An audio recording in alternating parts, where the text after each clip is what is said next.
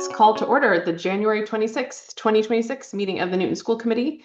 We will begin as usual with the Pledge of Allegiance, but we do not have a virtual fifth grader with us today, unfortunately. So I say thank you. I think we should say it as a team again. There is no obligation to participate, but if you would like to direct your gaze toward Dr. Nolan's flag, we can say the pledge together. Oh, I pledge Pledge allegiance allegiance to the yeah, flag off mute, yeah. of the United States of America, Public. and to the republic for which it stands, one nation, under God, indivisible, with liberty liberty and justice for all. Oh, At least we weren't singing happy birthday. Do better. I know. It makes you really appreciate all those music teachers who taught music during COVID. Yes. This is my COVID leftover flag from school committee member meetings back then. Oh, wow. Makes me wish we had the fifth grader too. I know. So we will move to public comment if there is anyone remotely commenting. Lisa, do we have anyone? I have not received any, no. Oh, okay. All right. We will move to the consent agenda, which consists of minutes from the December 15th, January 5th, and January 7th meetings. Also, it has 2 field trips for our high schools, 1 to New York, 1 to DC, as well as 3 separate donations. Is there anything a member would like to pull from the consent agenda? Okay, seeing none, is there a motion to approve the consent agenda? I'll move it. Mayor Laredo, thank you. Second? I'll second it. Thanks, Ariana. Any discussion? No. All right, let's take a vote. Ward 1. Yes. Ward 2. Linda, you're on mute if you're trying to give us your vote on the consent agenda. Sorry, I lost my screen here for a second. Yes. Yes, thank you. Ward 3. Yes. Ward 4. Yes. Ward 5. Yes. Ward 6. Yes. 7 is a yes. Ward 8. Aye. And Mayor Laredo? Yes. Okay. So consent agenda passes. And we will move to the first discussion item, which is the superintendent's update. All right. Thanks, everyone. Hello, everyone who's watching from a distance. The hate mail is rolling in about the second snow closure day, so not exactly the love letters that we want to get. But I just want everybody to understand that it's such a complex process for snow removal in the city. And, I was a superintendent back in 2018 and 16 when we had other huge snowfall amounts in one full swoop. And I do have to say that overtime regulations for plowing and everything have changed since that time period. And there are actual limits on the number of hours that plow drivers can be out in one swoop, which is good for safety, but takes more time to get things done. And we would never cancel school unless there was the safety issues tantamount to unplowed streets, lots, and sidewalks, and not because our city partners aren't getting that done quickly. So I just want you to know we don't take it lightly. I'm a working parent. I understand the challenges that people face, but if you can't access the school building due to the parking lots not being quite ready and sidewalks not being ready, children would be in danger. So that is the decision here. We are hopeful by 5 o'clock, all of our activities will resume and we will get on with a whole new week of learning in Newton. So Mayor Laredo, I don't know if you wanted to add anything. I will briefly. I just want to let everyone know that both our DPW and private contractors have been working literally around the clock. They work 16-hour straight shifts. They take 4 hours off, then they're back on. That is a superhuman job, particularly when they're maneuvering very heavy equipment in really lousy conditions. I actually rode with one of our plow drivers for a couple hours last night to see firsthand what that was like. It is very hard work, and I think we've done a great job clearing the streets. We are working on sidewalks. We're working on municipal lots. The school buildings, frankly, just take more time. You have to clear the lots at the schools. You have to make sure the routes are safe so kids can get to school safely.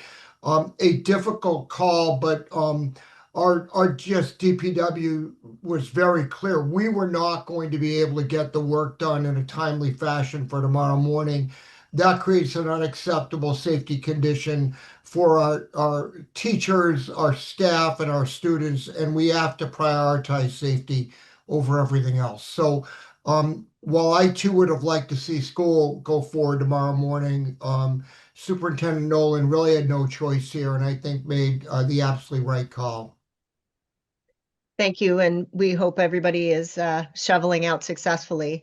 I do want to just say that in the superintendent's update this week, there's a ton of teaching and learning material that I know folks have been interested in. It will go out tomorrow in the district news right into your inbox, so you can read the things that I'll just go over here briefly.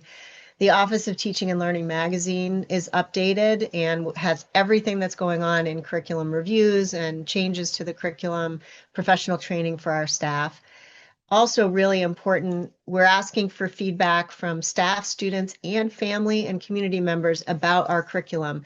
So English Language Arts, grades 6 through 12, engineering, digital literacy, and computer science, pre-K to 12, and social studies. Those reviews are all going on right now, and surveys will be sent again to your inbox to give feedback in these areas. They're called a community survey. We'll be surveying our upper, middle, and high school students on their experiences and all of our staff in the first 2 weeks of February. So in my letter today, there's the sample letter and the link to the surveys. I hope you'll really participate with us. It helps us to make changes and know that we're doing so with the community values in mind. Student STAR math and literacy assessments are going home, just so you know, and they'll go home for grades 1 through 9 within the next few weeks, as well as the state mandated early literacy screening results for grades 1 through 3. Kindergarten does not complete these assessments until the end of the year for developmental reasons. So you get fewer reports for kindergarten because they're not reading at the same rate as our other young people. We are holding 4 Parent Academy education sessions so you can understand how to read those results and also have a good conversation about progress reports and how do you know how your child is doing in the Newton schools. So those are on February 9th for Bigelow feeder schools, February 12th for Day feeder schools, February 24th for Brown, and February 26th for Oak Hill. All of them are 6:30 to 8:30. And if you can't make your feeder school, you can go to any one of them. And we'll be taping it and putting on our Parent Academy website in case you can't make it at all. Just this week, Dr. David Cloker, our elementary pre-K to 12 literacy director, will be holding a family literacy night to go over our new English language arts curriculum, the science of reading strategies in it, and how you can help your child at home. That'll be held this Wednesday at 6:30 at the Education Center. We have more rooms and teaching spaces there now, so we are doing a lot more training there. We hope you'll join us for that night. It's a family-friendly event, so if you have to bring children, please don't worry about doing so. Happy to report that both schools placed on the AP Class Honor Roll for 2025. This is a relatively new designation for schools.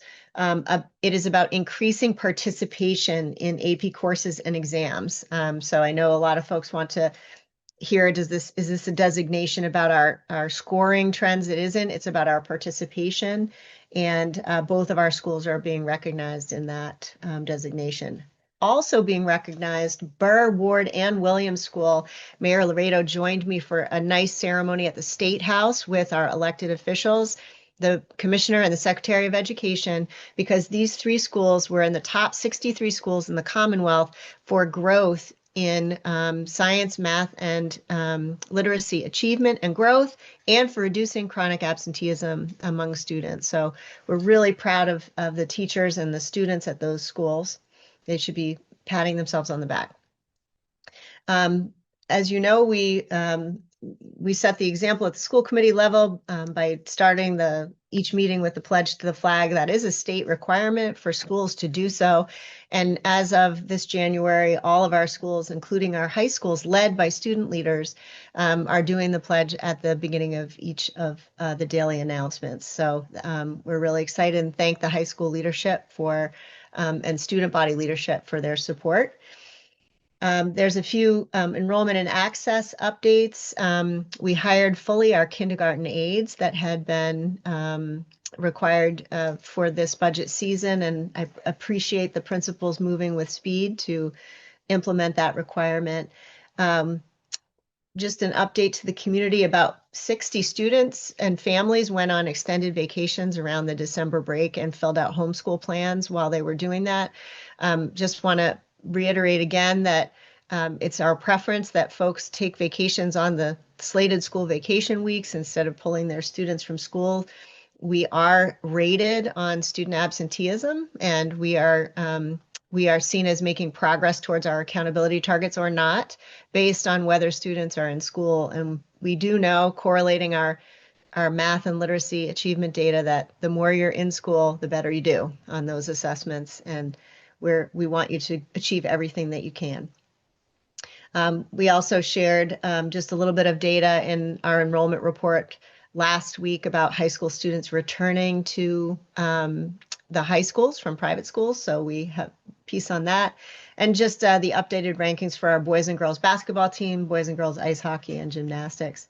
Also, just a plug to anyone who's interested in joining me for the Metco Gala this year. It's the 60th anniversary of the Metco program. We have been a founding member of that program for 60 years, and they're looking for donors to join us at a gala in March. So I'll be there. I'm happy to give you information if you're interested in attending. And finally, there's a set of honors for our CTE students. Several of our students have been nominated for Outstanding Career Technical Student of the Year. That's Theo Horowitz in Automotive Technology, Duncan Jens in Culinary Arts, Malia Zimming and Thompson Leone in Early Education and Childcare, Roxy Feldman in Graphic Communications, and Micah Klein in TV Media Arts. This is an extremely high honor to be nominated, and we look forward to hearing about how our students are doing. Lastly, our Back of the Kitchen food composting program is happening in 21 school kitchens in the district, and that's a big change that the Chartwells and group and business office, the sustainability office, and the facilities office with the City of Newton Sustainability Partners has been working to make happen. This is a first step towards some of our sustainability goals, and we hear you, members of the public. We too want to find front of the house places for children to put their unused food items, and we're looking for the right ways to do that model sanitation, health, and actually have a place to put the food so that it doesn't spoil. So thank you, Madam Chair, for the time to update the community. Thank you. Are there questions on the superintendent's update? Linda, you had your hand up at one point. I don't know if you have a question or not. I do. I have a question for Mayor Mark, and just recognizing that we haven't had a snowstorm of this significance in a while, I'm curious if there is a place where community members can find the list of streets that the sidewalks are plowed around the school, so they can, be assured that their kids can walk safely to school. Like, is that list publicized anywhere? I don't know that offhand. The city side works very closely with the superintendent's office, Safe Routes to School, to identify sidewalks that need to be plowed in order for kids to get to school safely. Obviously, you're not plowing the sidewalk in front of every single student's house, but rather the main routes to school that students would approach. I don't know if that list exists or not. Maybe the superintendent has an answer to that. Yeah, we shared with DPW the list of the bus stops that need to be cleared out, but it's a cascading situation. So I'm sure they were plowed, and then there was replowing of the streets, and then they have to be redone. So they're very connected. Like Regina, our transportation director, is on directly with Shauna in the Department of Public Works. It's very team oriented. I think we were really up against the changes in the overtime procedures. It's just it makes things different by like half. It felt like half the number of hours were allowed than they were previously. I have to just emphasize, it really is a safety issue for our drivers. God forbid we have somebody who gets into an accident because they're overtired, for example. That's not good, and we have to be cognizant of their safety. Thank you, Jonathan. I looked this up today. It is on the city's website. There is a set of maps that are published. If you go to newtonmass.gov and you go to winter storm information, and then you go down to sidewalk plowing operations, there is in fact a link to a full set of maps. I know this because I'm on the route and I was trying to make sure that I was filling my obligations to clear my own sidewalk. Well, Jonathan, I've now learned something new, which is something that's happening every day in the job. I'm going to add that by the end of the year, we are committed to having a completely revamped city website, which will make all of this type of data that exists, I hope, much more accessible and easier to use for the residents. I did in fact have to use ChatGPT to find it. And that has to change, Jonathan, and will change. But thank you. All right. Any other questions on the superintendent's update? Ariana? Yeah, Anna, this was great. Just a quick question on the sustainability initiatives. I know you mentioned it a little bit earlier, like the public is really engaged on this and wanting to see this happening a little bit more.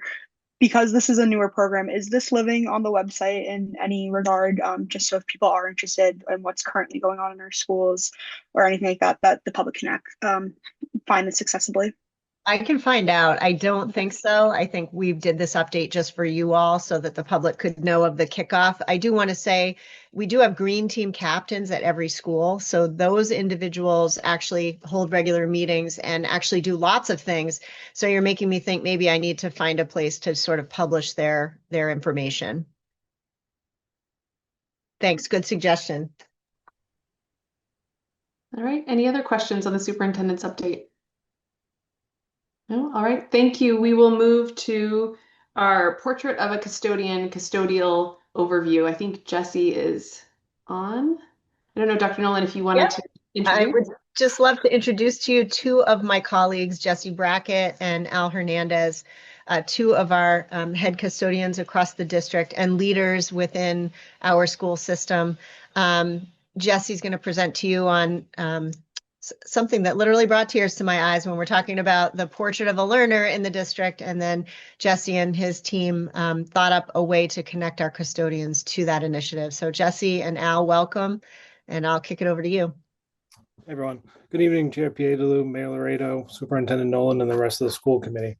My name is Jesse Brackett. I'm the senior custodian at Zervis Elementary School and the treasurer of the Newton Public Schools Custodian Association. I'm joined tonight by Alvaro Hernandez, the senior custodian at Oak Hill Middle School, as well as the secretary of the Newton Public Schools Custodian Association. With several new members joining the school committee, we felt that it was important to take this opportunity to introduce who we are as custodians, the work we do every day, and the standards we hold ourselves across Newton Public Schools. Custodians are often behind the scenes, but our work directly impacts the learning environment. Clean, safe, and well-maintained buildings are essential for students to learn, for staff to teach, and for schools to operate smoothly. We currently employ 89 full-time custodians across 23 Newton Public buildings, reflecting a diverse, skilled, and dedicated workforce. These employees bring a wide range of experience, institutional knowledge, and commitment to the district, forming the backbone of the building operations across all grade levels. The portrait of the custodian poster is intended to show, in a straightforward way, how custodial services operate day to day and how our custodial work aligns with the district values. This information is provided by the Newton Public Schools Custodian Association as guidance for members and staff. No guidance contained in these materials supersedes Newton Public Schools policy, protocol, training, or any other written or oral direction. We intentionally modeled the work after the district's Portrait of a Learner. In the same spirit that the Portrait of a Learner outlines expectations and values for students, our Portrait of a Custodian reflects, oh, there it is. Our Portrait of a Custodian reflects professionalism, accountability, and a commitment to excellence. It highlights visible standards such as uniforms, identification, organization, and conduct, because custodians are trusted professionals working in school environments every day. Our goal in tonight in sharing is simple: to provide you with a clearer picture of the custodial workforce, the scope of our responsibilities, and our commitment to Newton Public Schools. This presentation is informal, and we're not asking for any action or policy change this evening. We are proud of the work we do. We take that responsibility seriously, and we remain committed to supporting staff, students, families, and all of Newton Public Schools. Thank you for your time, your attention, and for the opportunity to come before this committee to share our work with you. Hello, everyone. My name is Al Hernandez. As Jesse stated, I'm the custodian at Oak Hill Middle School. Thank you for the opportunity for letting us share. I really, really appreciate it. I know you guys are super busy with the snow day and everything, so really, really appreciate it. I want to begin by echoing and fully supporting everything my colleague just shared this evening. His words reflect the values and principles that all of us in the Newton Public Schools Custodian Association stand behind: professionalism, accountability, and a constant commitment to excellence. One area I would like to highlight this evening, which is an area I'm personally very well invested in, is training and development of future custodians. As our district continues to grow and our responsibilities continue to evolve, we have both an opportunity and a responsibility to our association and the district to strengthen how we prepare new custodians to join this culture of excellence. Within our custodial workforce, we have an incredible amount of institutional knowledge built over many years of service. Our veteran custodians understand these buildings inside and out: the systems, the routines, the seasonal challenges, and the expectations of each school's community. That knowledge is the result of decades of experience, and it plays a critical role in keeping our schools running safely and smoothly. As we look ahead, it's essential that this experience doesn't leave with retirement. Through strong and intentional training, we can pass that knowledge on to the next generation, ensuring new custodians are not just learning tasks, but learning standards, problem solving, and taking pride in the work that we do. This is how we preserve continuity and maintain excellence and ensure that the quality of care our schools receive today continues well into the future. We want new hires to understand not just how to do the job, but why we do the job. Why uniforms and identification matter for safety and trust, why organization and communication matter for efficiency and teamwork, why professionalism and pride in our work matter for the entire school community. And I share the commitment Jesse described tonight, a belief that our standards should be clear, consistent, and aligned with the values of the district. By investing in thoughtful and thorough training, we can build the next generation of custodians, professionals who feel confident, prepared, and proud of the work they do, and who carry these values forward. Ultimately, we all want the same thing: schools that operate smoothly, safely, and with excellence at every level. We are committed as an association to applying these values going forward. And again, thank you so much for the opportunity, and looking forward to working with you in the future.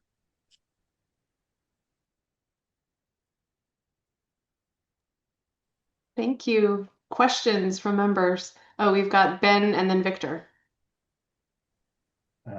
Thank you, Alicia.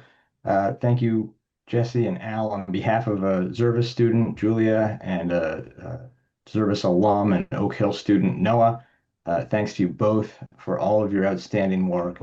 Both of your buildings are consistently impeccable, and your pride and your dedication shows in your work. So I'm very grateful for that. I love that we are thinking about preserving institutional knowledge. I think we should always be thinking about that across the system. Can you tell us how knowledge gets passed along from generations today? And if you have specific recommendations for changes or additions the district could make to improve this process? Thank you, Ben, for that. That's a great question. And just to be clear, the facilities department under David Stickney has the sole responsibility of training custodians in Newton Public Schools. But at that same time, our association and its members have a responsibility to support that training. That's where if we play more into supporting that training, that institutional knowledge from custodians will be passed down. I recently I've been on the job for 9 years, and I have a guy that's been here for 6 months, and he just taught me something new the other day. So we're always continuing learning. Just like the mayor said, I'm learning something new on the job every single day. So that knowledge is how it gets passed down, is us aligning with the district and supporting the facilities department in their training. Terrific. Thank you. Victor? Well, thank you, Mr. Brackett, Mr. Hernandez. Thank you very much. I want to echo Ben's sentiments. It's wonderful to have such engaged and great leaders. So thank you very much for both of your time today. I had a question which is similar to Ben, so I won't repeat that one. One topic that comes up occasionally for folks with whom I speak in the community is questions around recycling, waste management, compostable materials. And I'm curious from your perspective what you see. So one of the opportunities that's been raised by different community members is how do we facilitate that distinction being drawn by the students? And do we feel there's a risk of, I guess, commingling or intermingling of those byproducts? From your team's experience, is to what extent is that maybe an opportunity, or any ideas or thoughts on that matter, what we could do to perhaps make that distinction better? I'm going to let Al answer it too, but one thing that Dr. Nolan mentioned, the green team captains, we as custodians are actually not green team captains. And I think that's something that going forward, we do a lot of green team stuff in the building all the time. So I think something with green team captains working with that would be great. Yeah, I just want to double down on that as well. We do a lot of what the green team does. One thing that Jesse and I really want to do is like cultivate more relationships with other parts of the building, like the students, the staff, the kitchen staff as well. With like this new initiative coming forward, it's been pretty seamless with us as we have really good relationships with everyone in the building. And feel like as long as everyone's on the same team, everyone's pretty open with communication, things have been moving pretty smoothly. And it's been very beneficial as well, because it kind of gives the kids an outlook like what recycling is, composting, the beauty of it. We have a garden at Oak Hill, which gets tended to every spring by one of our green team captains. And they use some of the compost that we get from this initiative. And it's a cool cycle. And as of now, things have been working well. Could they improve? I'm sure they could, but I think for now, with what's been going on, everything's been going pretty smoothly. I appreciate that. And generally speaking, you feel the tenor of the custodial staff is, or the opinions of the custodial staff are generally positive at the moment in terms of sentiment overall? Great. Yep. Okay. Thank you very much for your time. I appreciate it. Thanks. Thank you. All right, Tamika and then Mayor Laredo. Thanks, Alicia.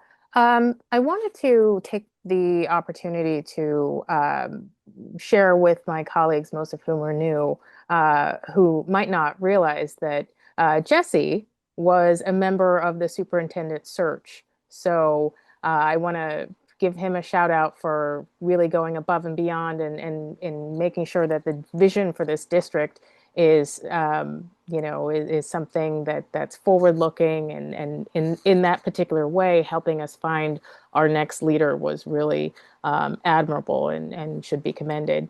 What also should be commended for Al and Jesse and the Custodial Association as a whole is to make this first of its kind presentation. I've been a member of the school committee for 6 years, and as I said, this is the first time we've had something like this. I think it's wonderful. I love the work that you've been doing to align the portrait of a custodian with the portrait of our graduate, and really having the synergy there too. I wanted to also take the opportunity to kind of, capture where we are given our snow day and the volume of snow that we're encountering, as well as the temperatures that we're facing in the lead up to this week, but also through the course of this week.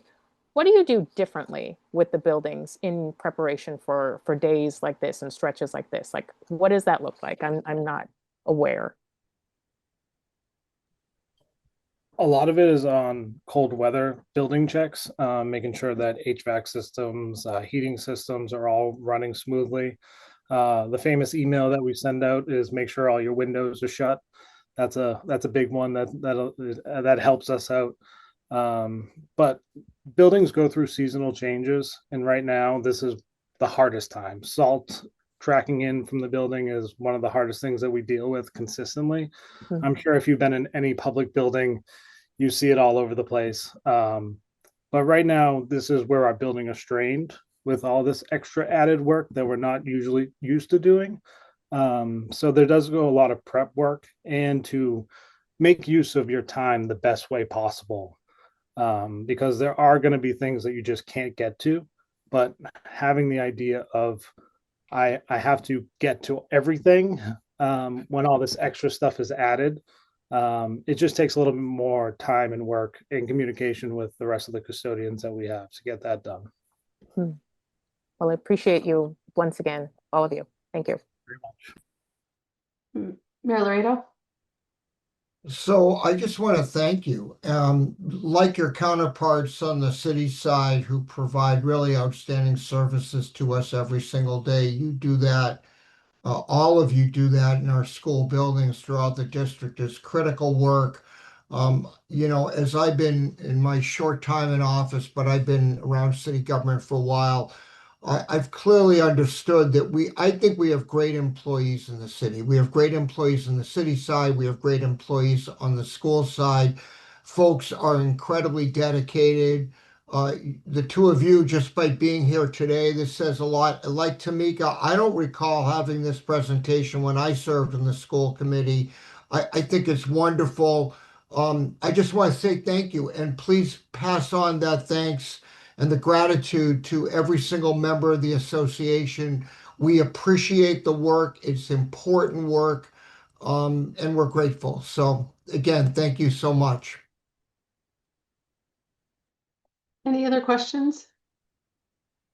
No, right. Thank you. Thank you both so much. This was wonderful. We really appreciate it. Come back if you have other stuff you want to talk about. Will All right. do. Thank you very much. Thank you. Our next item is fee recommendations for FY27. Liam, are you going to run us through that? I'm happy to if Dr. Nolan wants to start, Okay. but I'm happy to kick us off. Okay. I just So, have many questions that came from school committee members. So after Liam goes over the gist of the memo, I'll try to summarize what has been shared with the committee so that the public knows that there was a very robust interest in this topic, and I think some really good questions. And I want everyone to know what we've been talking about. Thank you. So good evening, everyone. Liam Hurley, Assistant Superintendent, CFO. Nice to see you all. We've got a first kind of read of a fee recommendation, and I would say this is such a new committee. I think we're all, myself included, trying to find our stride here. Tamika, I know, has been and seen kind of the evolution of the fees over the years here. We have made recommendations to increase the number of fees. We've got 3 memos into you rather than putting it all into one. So one is the music lesson extension program fee. The second is our 2 preschool programs. And then the third memo is really kind of the bulk of a lot of our other major fees that we've got through the system. So I'll just briefly touch on a couple of them and then maybe just open it up to questions if that's okay. So just the music lesson extension program is something that we offer to students. They actually go to our middle schools. Our new director of performing arts, this was a role that she's inherited and has kind of been learning through this. This has been an area we've actually struggled to actually get instructors to stay with us. And so this is not really a moneymaker at all for Newton Public Schools. This is a service that we offer. We do collect a small registration fee. So the recommendation is to increase that amount that we charge families, and we literally pay that. The rate that she's recommending is 30-minute blocks, and I think it goes up to hour-long blocks that we're charging families. We actually just pay that out from a signed timesheet perspective back to staff. So and she gave some comps on what some other area schools are charging those folks. So it seems this has been an area that we have not touched for quite some time. And I think it's an area that we wanted to kind of address.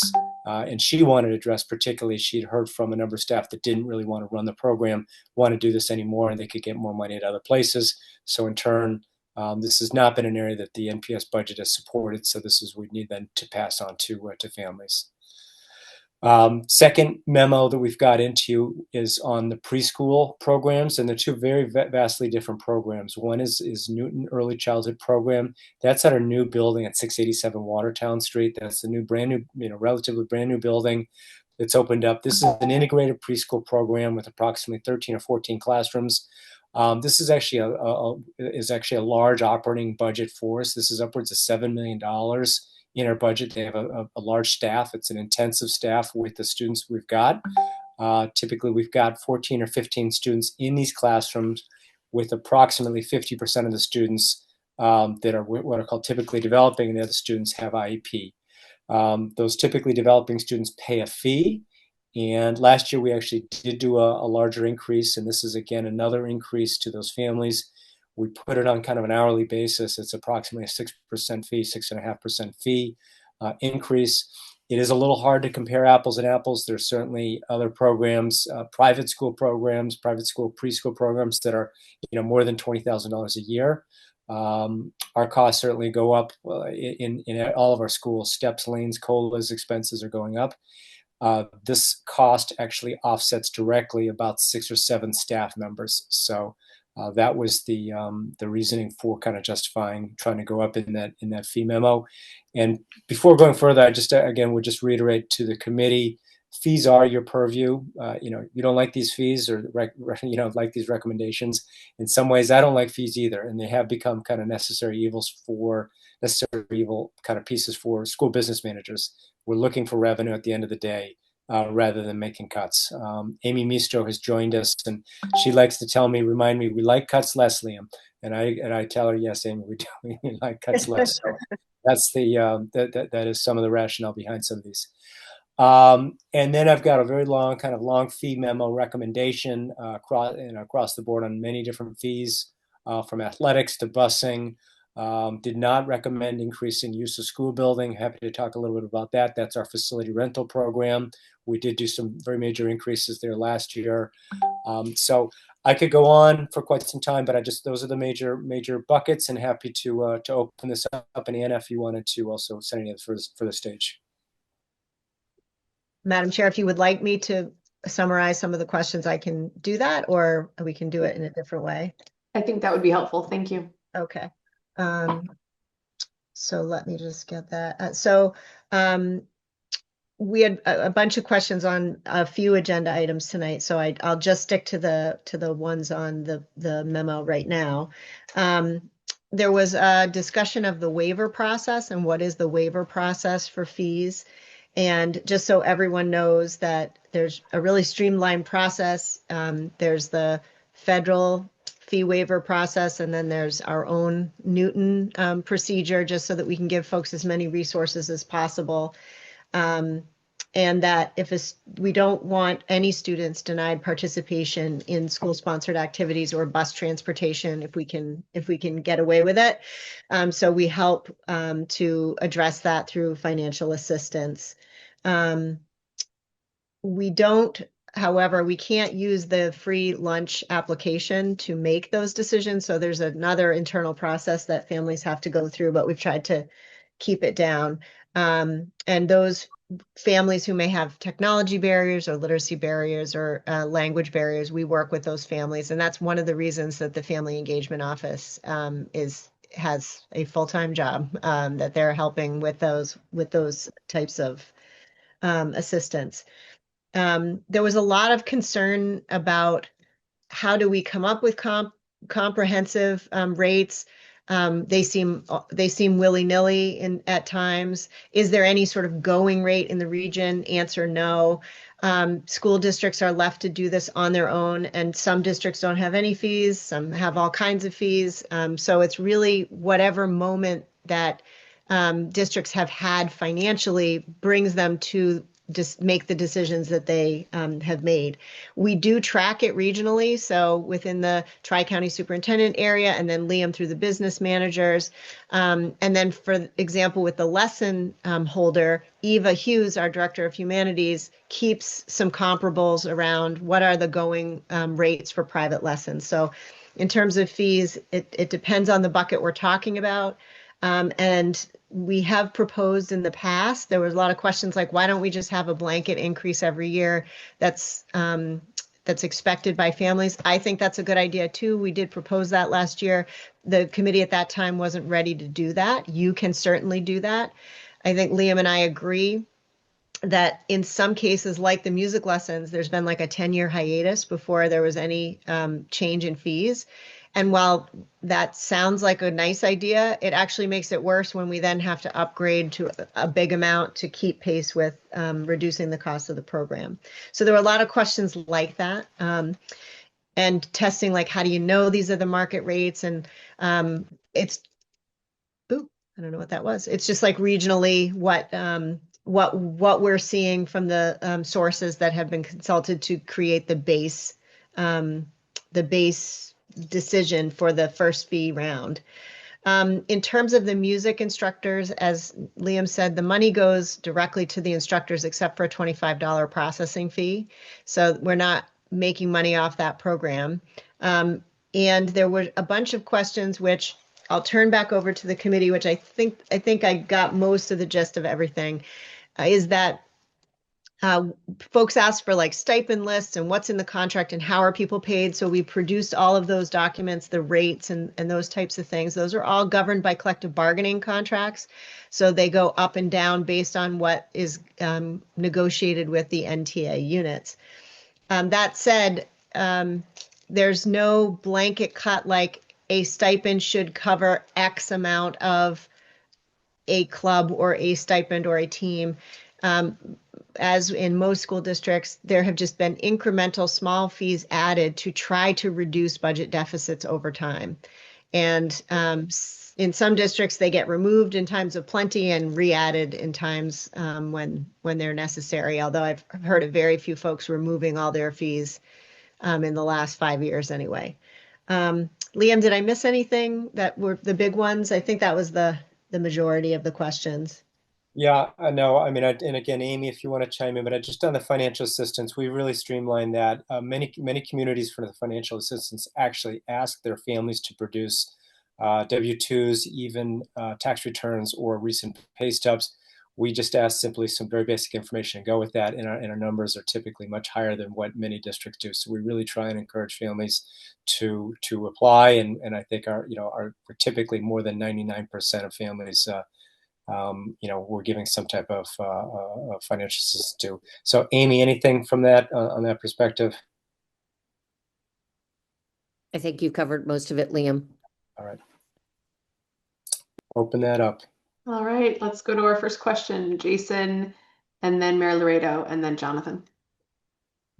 Thank you very much for the very detailed both presentation, follow-up questions, and data sets to support the questions. And I guess I am, to raise my voice on this, very supportive of active incremental management of fees in areas where we've decided it's appropriate to cover costs. And I know on that front, we're weaving into sort of a ongoing narrative of decisions across school committees past. So without really thinking about the broader list of areas where we charge fees, I, for one, had an eye for where we were going up by more than single-digit percentages.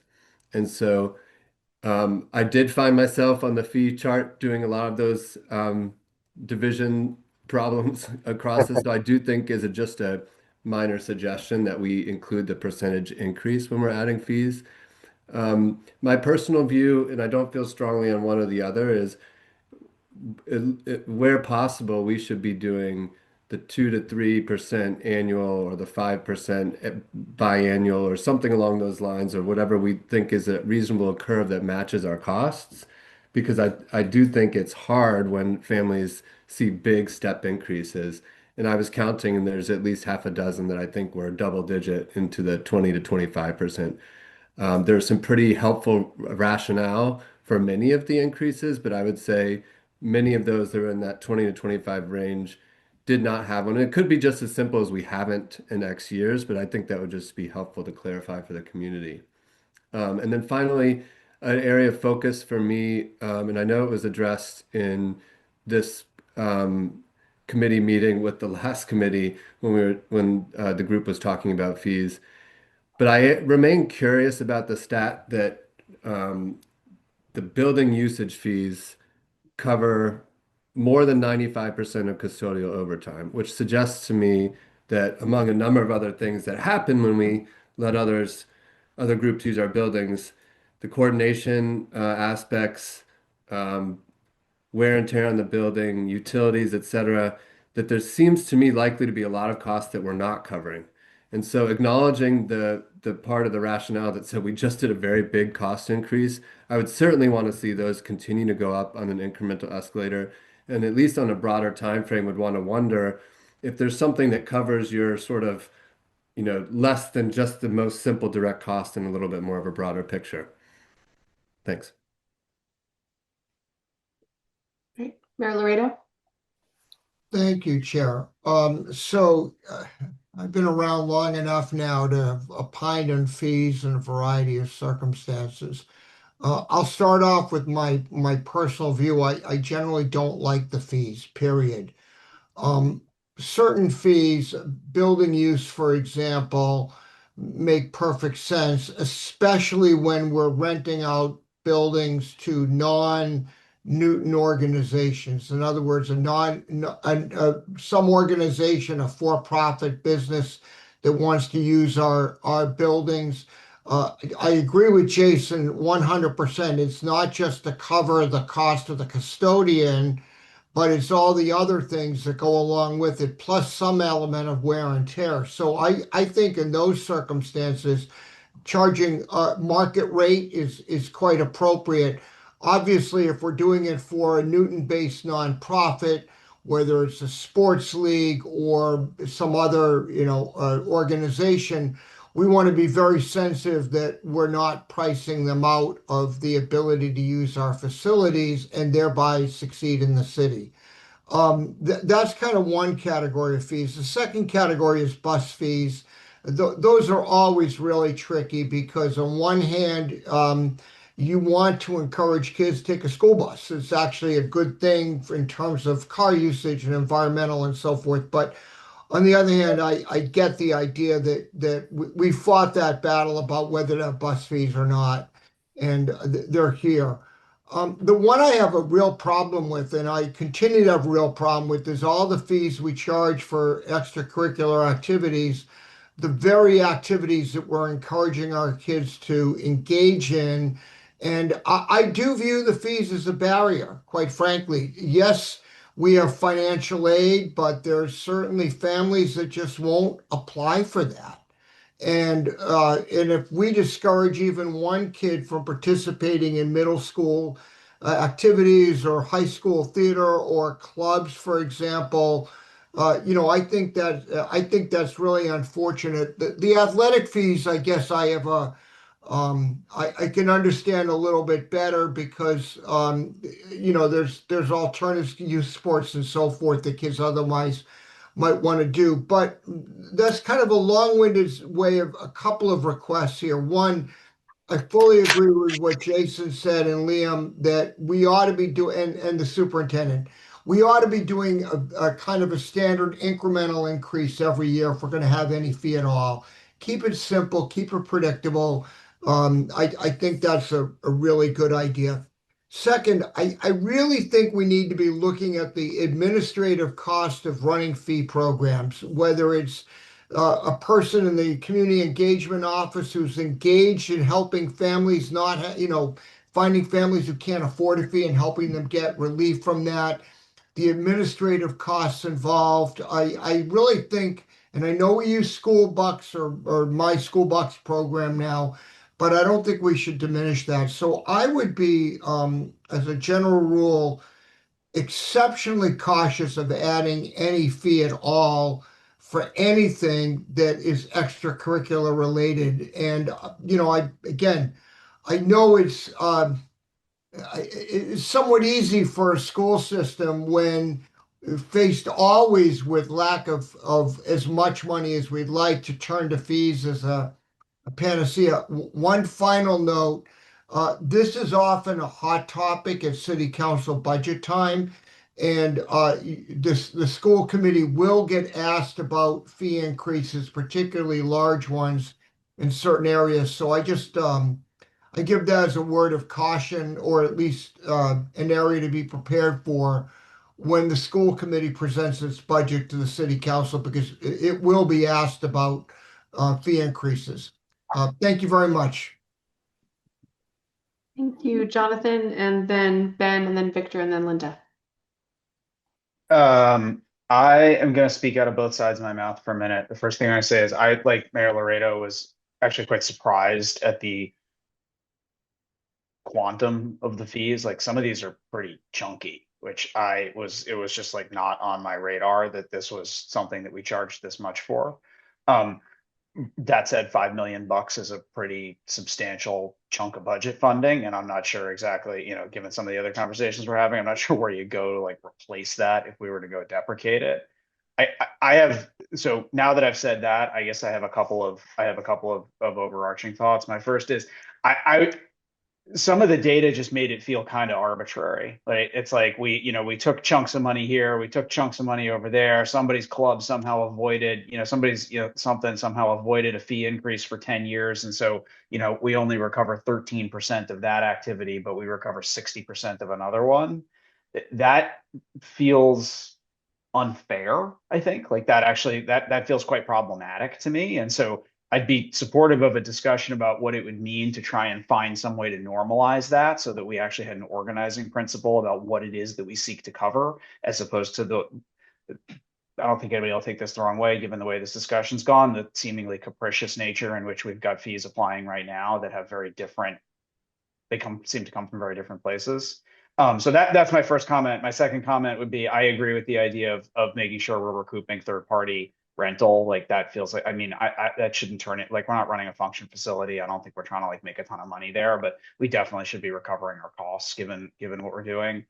That's my second thing. My third thing, the 25% in 1 year thing feels unfair to families and et cetera. I think the solution to that is making sure that we're doing this on an annual basis. I would also be supportive of some sort of a 2-year roll in if, Jason sounds like he did more of the math than I did, but if, we've got places where we're trying to take, 20-30% increases because we haven't done it for however many years, I'd be very supportive of splitting that into 2 years and just giving folks a chance to kind of ramp into that with a commitment amongst this committee that, we're going to be more diligent about taking increases, and smaller increases that appropriate reflect our growth and cost over time. I think it's only fair, assuming if we decide that we are going to have fees, that we manage them in a way that is sensible and we can look folks in the eye that way. So those are my overarching comments here. I also appreciate the level of detail and the transparency that you guys provided was helpful. Thank you. Thank you, Ben. Thank you. Yeah, I think Jonathan winds up in two sides of his mouth because we've got two conflicting problems, right? We have a cost of living crisis in the city, and we would all like to contribute to a solution by keeping costs down. We also have a budget challenge in the schools, and we can't create a deeper hole by shrinking the fees without having to pay for that somewhere else that we don't want to pay for it. So I'm glad to hear Liam say that the bar for financial aid is low relative to other communities. I also agree with the mayor that not everyone's going to want to put their hand up and ask for that, and we should be mindful of it. But I'm glad that we are committed to having a low bar. I think as a principle I think that it makes some sense that some people are heavy users of extracurriculars and some people don't use them at all. And so we're going to ask the people who are users to contribute to funding those activities, because otherwise everybody has to contribute in the way, by means of the budget, right? If we don't do these fees, then everybody in the system has to give up something in the core budget to pay for the same thing. So I think that makes sense. As a principle that we all wish we didn't have to do, but here we are. I also agree with most of Jonathan's comments. I agree with the idea that we should be doing standard, small increment fees instead of the big chunks. And with the idea that we should understand, and I don't, this might be going in the background. I don't want to say it's not happening. So maybe Dr. Nolan, Liam, if it is happening, you can tell us what was the driving theory of this. Are we trying to recoup costs or percentage of cost? Are we trying to benchmark to other towns? Maybe in some fees we're doing different things. If there was stuff that felt more random, then we should try to think about what is our guiding theory about how this happens and what we're doing with these numbers.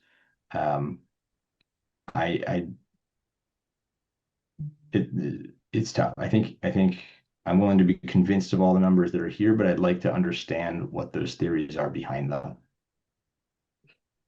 Well, I guess I would say to you, as a big picture, we've had a tough few budget seasons. So where it's going is to reduce the ask from the city for what we need to fund for the budget.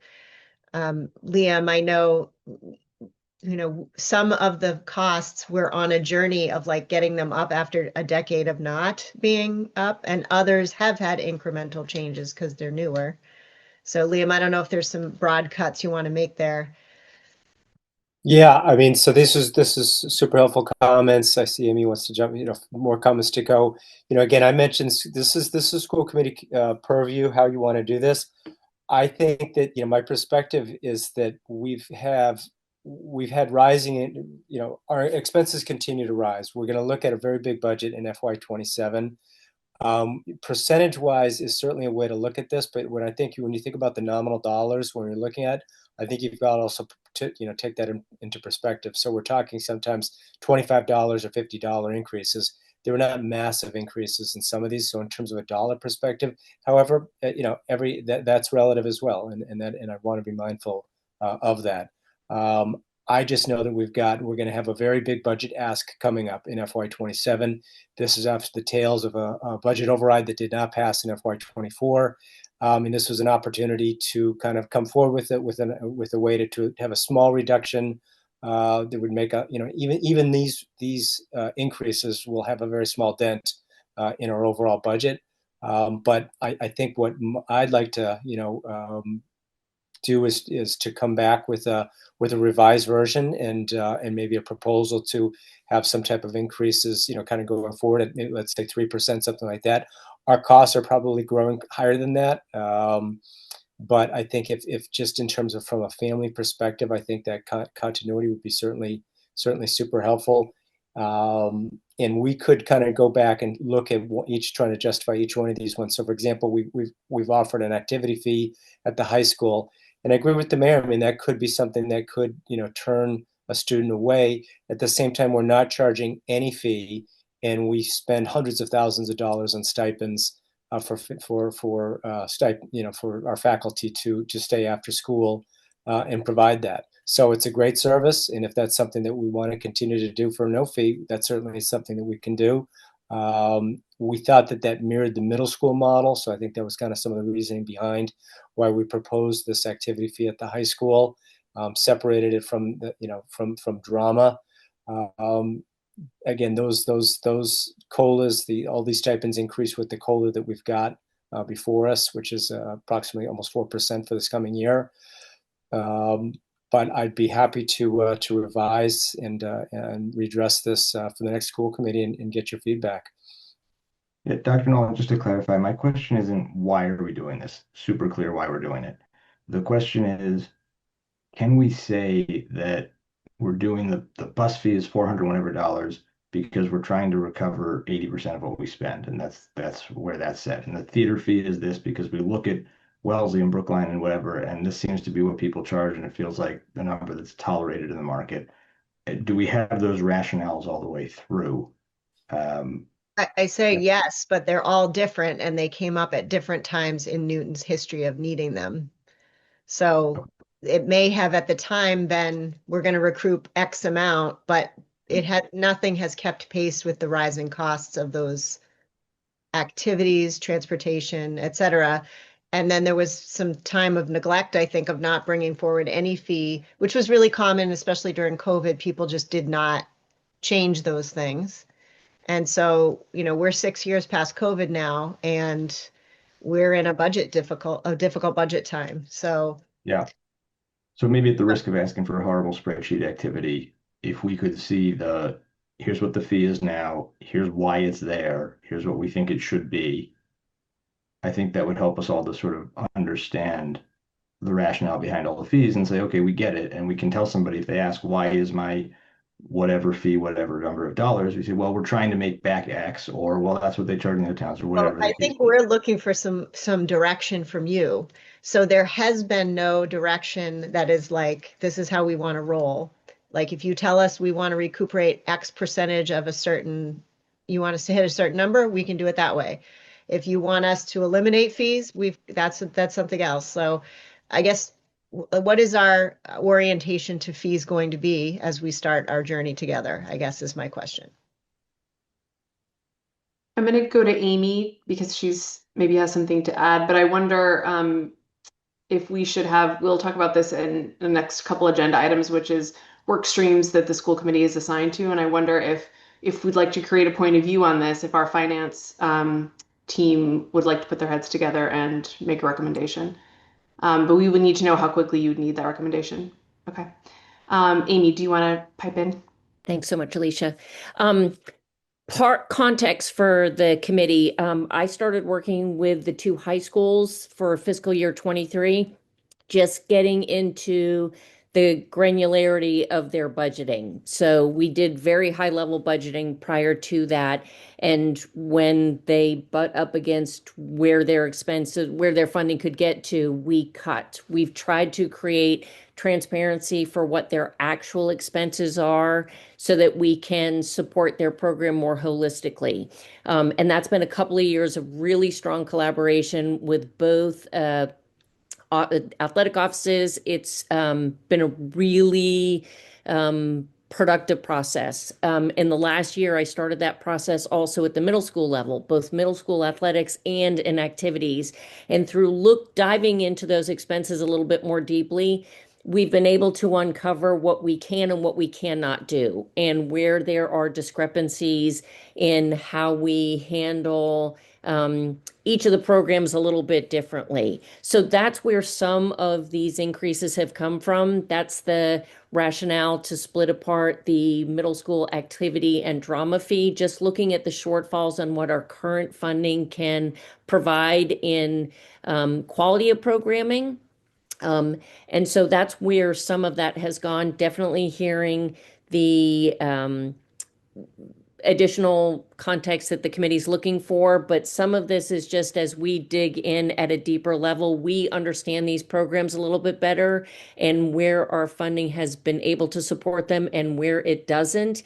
And particularly working with the middle schools this year, there is a real opportunity to provide stronger programming at the middle school level, but to do so, there needs to be a revenue source. And when we look at where do you come up with revenue sources, there's only a couple of options. And when we look at, do we put that weight on the actual users, or does it put pressure on us when there's shortfalls to go back out to the broad taxpayer base, looking at things like overrides, which are generally very unpopular.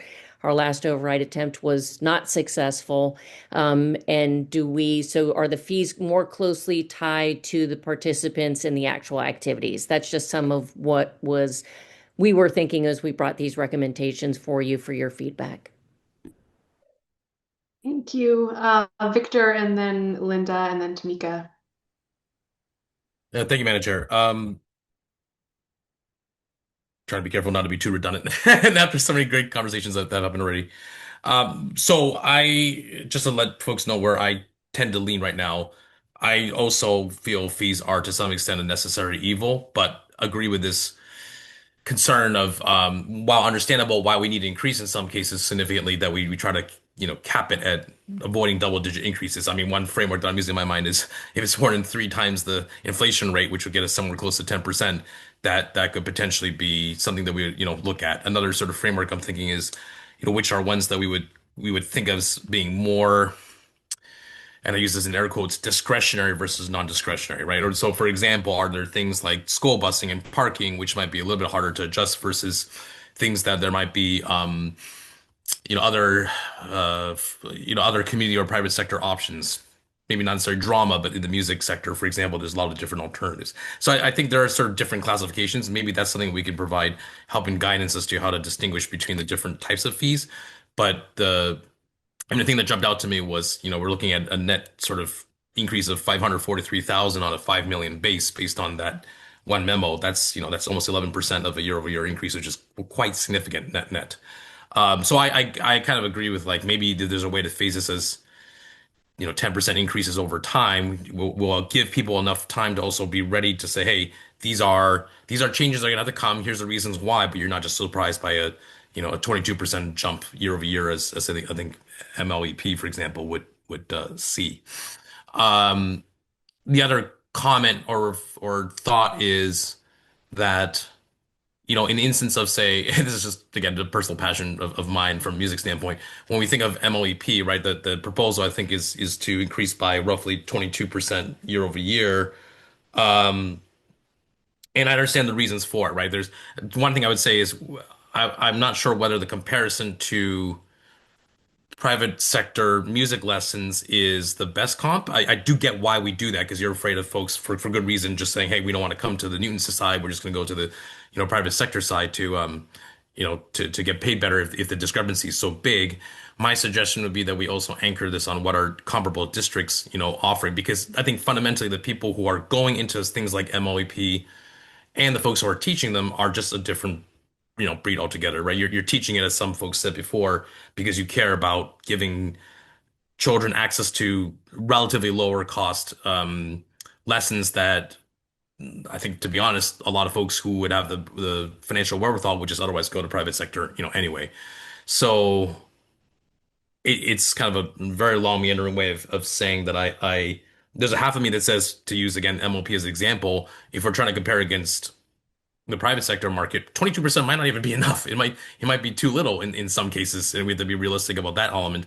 But if it's really to provide as low a cost as possible, but at the same time, make sure that we don't completely lose the program because staff don't want to go in, finding out where that market rate is relative to other districts with comparable programs, in my opinion, is the other angle to kind of look at. But I will say it's great due diligence. I think as the market rates that you reflect in your memos, I thought were very much on point. So again, like usual, excellent research on that dimension. And this is it's a tricky thing as somebody who used to teach violin privately. It's a hard area to deal with. Last long-winded comment, I do want to say and thank you to Liam and to Anna and to Amy, because I know this is a lot of. The goal of setting this early was to help you go through the process of the budgeting process, and that's not easy. It takes a lot of time to do those kinds of things and guidance. So I would say, if we're going to provide this sort of guidance, the sooner rather than later is especially critical. And if that means sometimes that we don't have details on every single fee, that's fine. But if we're able to come up with, again, two or three guiding principles, a maximum cap year over year, a delineation between what we consider to be discretionary versus non-discretionary, that might help to provide directional guidance faster. Thank you, Linda. Thank you, Liam, so much for all your hard work on this. Gave us all a lot to think about. My feeling, I think, is very much aligned with Mayor Mark, and what Victor was saying is that sadly, I think fees are a necessary evil. But what I found particularly tricky in kind of understanding them is, what is the trade-off? If obviously we know the challenges with the budget overall, but specifically when we're looking at a fee, how do we know, what happens if we don't increase a fee? What's the impact? So somehow if we're able to quantify or identify that, I think it would be hugely helpful. And I do like the idea of having a guideline that, our subcommittee can get back to you on in terms of a percentage of the fees that we're trying to recoup. I am concerned in particular over those fees for the high school sports, the increase there. I think we were the highest of all the districts that were provided at a maximum cap of 1,530 per family. And on top of that, if there is also an activity fees added, you're talking about 1,680 potentially for parents of a high school family to pay. That really feels makes me distraught to think about. If my numbers are correct, I believe about a third of our high school students participate in a sport.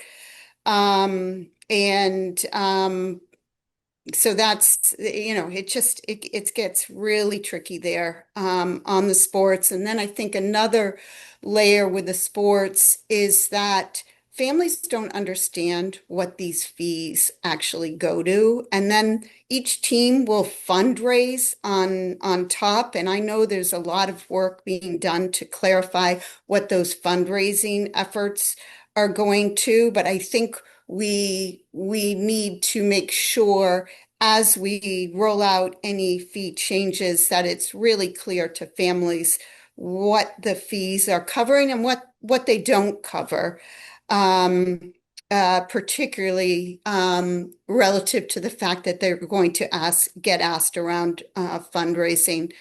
Then my last thing to ask you to think about on the high school activity fee is that a fee that every family pays, even if their kid does not participate in an activity? Just something to think about, because of course some kids do not participate in any clubs. So a lot of difficult decisions, I think, that are involved in this. And in summary, I do believe they're a necessary evil. Sure. Just quickly, if I may, that was only if they participated in one activity, and it was actually unlimited activity. But if they didn't do any, there's no fee. So just to answer that one quickly. Thank you, Tamika. Then Ari. Thanks, Alicia. So I'll join the chorus of fees as a necessary evil. I think that's a refrain that we all see and acknowledge. I think the points that Jonathan made about the arbitrary nature of some of these fees, seemingly arbitrary, are spot on. It does feel that we just sort of, looked around the budget and said, here is a place where we can recoup some of the costs, some variable rate of recoupment. For example, the activities fee at the high school, we're talking about a one-time, $150 fee. But at the middle school, we're talking about a $150 or $125 drama fee for each production. And so it's like, why one is all inclusive, the other is each production. And then I know that there are additional costs that are not captured by the fees. Specifically at middle school, the students who are going to be participating, they might also have fees for costumes, and there will be booster club fees, raising additional funds. So families are just going to be inundated left, right, and center with asking for contributions. And I know a lot of our families are willing to contribute because we do have a financial crisis, and that there's always a demand for additional revenue. But I think it does need to have a rhythm that is predictable and very, very solid justification footing out to families. So to the points that Jason made, I agree 100% on those. I also wanted to talk a little bit about the music lesson extension program. In my mind, this is a program that it's pulling funds away from NPS, pulling funds away from our core mission, and it's a variable quality. For me, it would be great to, as expeditiously as possible, to pull that program from NPS and to hand it over to some willing party and do that as quickly as possible. It doesn't seem to be, it just doesn't seem to be a benefit writ large to our students. The last thing I wanted to talk was, Anna, you had mentioned what is the direction, like give me some direction. From my perspective, I think we need to first and foremost always prioritize covering NPS costs. So if we're doing something and it's only getting us, 50%, 75%, whatever of our overall costs, and it's like sorry, dog. And we're renting out school spaces, we need to be able to say and look at ourselves in the mirror and look at our budget in the mirror and say, okay, we've done our part to make sure that this is not a negative on the NPS budget. And so I'm in favor of having these cycles of review that say, are we meeting our costs? And if we're carrying some cost, is it justified? That would be my direction. Thank you, Ari. Thank you, Alicia. So I do want to echo kind of what Alicia had already mentioned, as well as Linda, of kind of having our finance subcommittee really giving us a kind of a recommendation of what we as a committee could feel comfortable with on these fee increases. I do want to be mindful that we have such a diverse socioeconomic background in MPS that we aren't being too adverse to those families. That might be kind of a surprise when we're increasing by 10% or more than that, like kind of fixed rate. I do have a question for Liam or Amy. I just want to say thank you guys for putting this all together, but could you talk a little bit about how we kind of determined that family cap and kind of why some programs have that family cap and some programs don't seem to be fit with that? Sure, I can take that. So that family cap is really a combination, I think, of the transportation and the athletic. If I don't have that right in front of me here in terms of all the numbers, if I had all my papers in front of me. So if you take the cap for the busing and then the athletic fee, two of the athletic fees plus one of that, the higher rate, we've had a higher rate for our hockey, football, and skiing. If you took kind of those combinations and you added those all up, that gets you to that family cap. Amy, if I've missed anything there, I don't have my notes kind of right in front of me as I'm on the Zoom, but I can confirm that. But that's basically how we kind of come up with that. It's basically a kind of adding these all together. Thank you. Okay, any other questions on fees? Okay, so Dr. Nolan, I just want to say obviously, as like a longtime theater teacher and like married to a musician who taught lessons, like I get all the things you're saying. It's a expected revenue of $543,000 this year. And I just need you to know that we relied on those monies last year so that we did not cut other programs. So I just we're happy to do an analysis with a different direction. Happy to do that. I don't know that we're going to drop something that's going to cover the cost of that's like 65 or 85% of something that you're going to be okay with, because that is going to be much higher than this. So I just want to say that right out of the gate. And we're happy to work with whatever group you want. But if that isn't part of the budget package that we're presenting to the mayor, then we're going to need to think of another $543,000 somehow and how that's going to come. So that was one of the savings and efficiencies that we made last year. Last year, I believe it was, I'm looking at it, correct me if I'm wrong, $225,000, right, Liam, that was new revenue that came in through these expanded special ed tuition, preschool tuition, a rate raise for the preschool, the building use increase, and fee increases in accordance with the actual rate increase for these stipends and after school programs. So just a reality that's going to hit us all shortly. That is sort of feels like a backstop to me in some ways. Sure. And I didn't really hear that folks were thinking we would do away significantly with fees. I think what I was hearing coalesce, and anyone please raise your hand if you want to jump in, was the idea that we should have some organizing principles about how we determine the fees, and then also perhaps make sure that we're doing things incrementally and in a predictable way over time.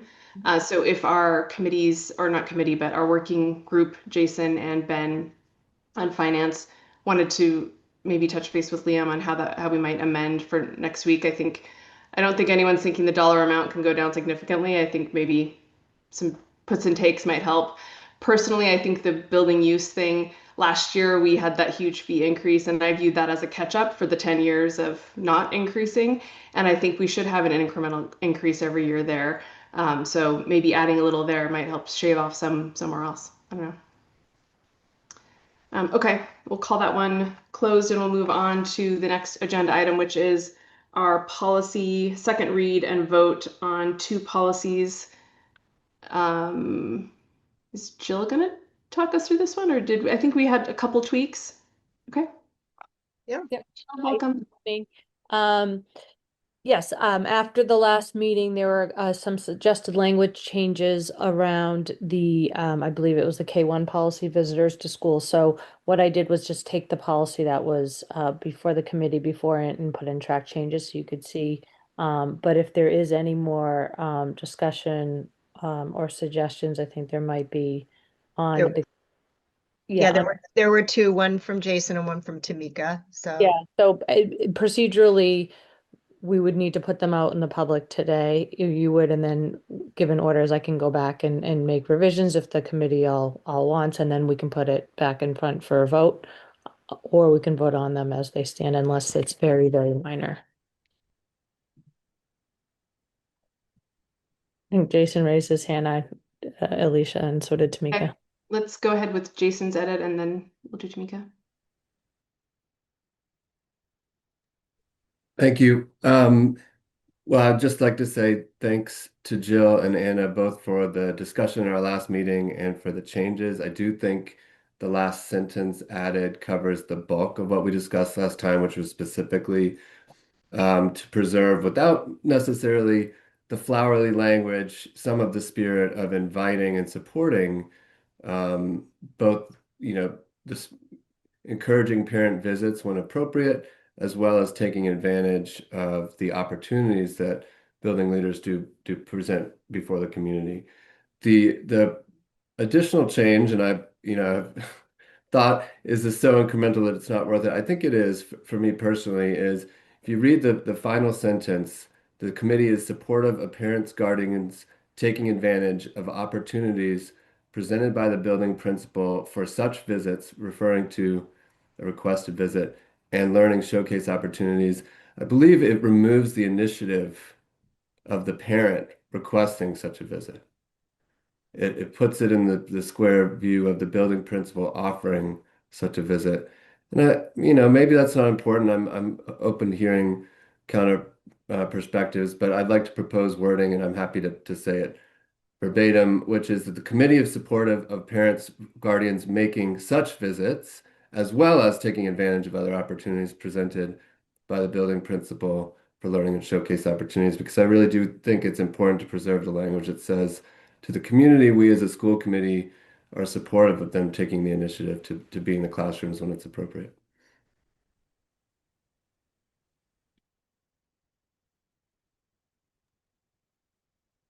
Jill, is it okay, Tamika, if we stay on this one edit and then we'll move? Okay. Is that incremental enough that could be voted tonight if folks agree, or do you feel like that needs a second round? I think if someone makes a motion to vote to change that to vote, you can move to vote on the amended language that Jason proposed. Then that could be the policy and we can just memorialize it.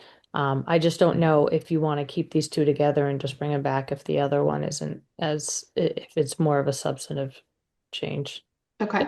It's, Let's hold. Okay, let's hold on Jason's edit and move to Tamika's edit so we can determine that. Thank you.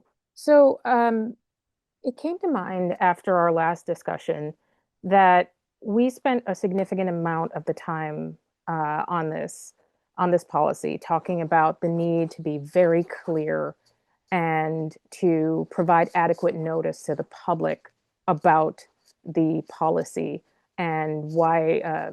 Actually, we didn't even, the notice is just specific to, this is the policy, these are the grounds, these are the hours in which public is welcome to be on the premises. And it struck me that kind of inherent is this understanding of what it means by school grounds and school buildings. And it might be obvious to me that, what it means, but if it's not defined in the policy, then it's ambiguous. And so in light of our previous conversation about arbitrariness and the capricious nature of decisions and being very clear and careful to not be that, I think it's really necessary for us to put some thought into defining what it is we're talking about when we're holding up such a policy. I would say school buildings extends beyond just the physical structure of the school. It includes all of those adjacent appurtenant structures. It includes the sheds at Newton South. It includes what is it, a freighter container at the Newton North track. So I think we need to include some of that in the language. And then school grounds, like what are we talking about? I'm walking my dog to Burr School, which is down the street, and there's a lovely meandering path that the city has invested significant funds in. Is that school grounds by nature of this policy, or is that exempted? So I think we need to just be very clear, and I do think that requires a little bit of a revisit, just because it's our policy, and it's on us to hold out exactly what we mean and not leave it subject to interpretation. That's it for me. Thanks, Alicia. Thank you. Mayor Laredo? So I appreciate Tamika's concern. I think it's a good one, but I think that school buildings and grounds actually covers it. School building is the school building. The grounds are the property of the Newton Public Schools. I don't know what the Burr Playground is, for example, but the Ward Playground is a city playground property. The Ward, the playground itself, the structures and so forth, is on school property. So I think, to me, that's the delineation. Now, if I'm mistaken there, then I think you're absolutely right that we need that clarification. But if it's pretty clear what school grounds are, that seems to me to cover it. So I guess I don't know the answers. Is the Burr Playground you're referring to, is that a city property or a school property? That's precisely the question. So Burr Playground, parking lots, walking through those areas, are those considered school grounds for purposes of this policy? So if there's no physical fence around the area that we're talking about, where does the line? Where's the line? That's more the point that I'm articulating. I think the problem is that if you had to start going through that, each building would be different in terms of what would be, where the school grounds were. School grounds is a defined term. It is school property. And if it doesn't belong, if it's not, it's Newton's Public Schools property, then it's fine. So I think we have to do that, and the challenge may be more notice in terms of where the school property line begins and ends. That's just my thought here. I think the concern is very valid. I'm just not sure that starting to put in all sorts of definitions in the policy is going to actually be helpful. I think it might be more confusing. That's from a draftsperson point of view. So I'll just say there is precedent for including the definitions within the body of the policy itself. In fact, the other policy that we're considering, it does lay out or outline what we mean by, of course, I can't pull it up right now, but trust me when I say it's not anomalous to include a definition in the policy itself. And so if you have to just think about like, what do we mean? That's precisely the point as to why it might be necessary to say what we mean. Could we simply add a line? So right now we say something like school grounds includes grounds owned and operated by the city of Newton that are used by NPS during the school day? So it's not dedicated primarily. It's not City of Newton though. It's the Newton Public Schools that have is part of their property. It's different. But in the places where it's not an NPS owned, like a Burr Park, it's dedicated primarily to the use of NPS during the day. So we call that a school ground. Like, could we just add a little, if it's dedicated to the schools during the day, this policy would cover that place? That would cover parking lots as well that were dedicated to staff and visitors. I'm not sure legally you can set a policy on non-school property and the use of it. It's not the school committee's purview to regulate the use of city property. Jill, could you maybe weigh in a little bit here and help us out?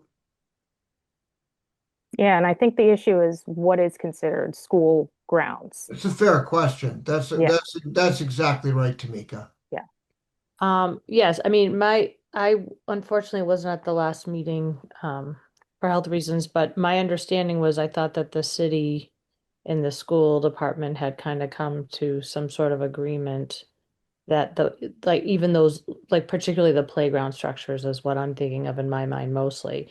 What is within the use where our students are going to be during school hours, and what is essentially overseen or is the responsibility of the school building leader during those hours is what I thought the intent of this policy was to cover. So if we're making a distinction as to, to your point, Mayor, if some of the half of the playgrounds are not property of the school department, there needs to be, I think, another look at a way to make this effective. And if I may, would say, real quick, Mayor, I think you're speaking more definitively and in the opposite direction of the prior mayor who delineated that parks and playgrounds were one thing and school buildings were another and fields were another. So maybe we do have to have another look at it with the city legal to define that, because you seem more sure than we do, which is why this policy. I could be completely wrong. Well, honestly, saying, it's why this came up in the first place.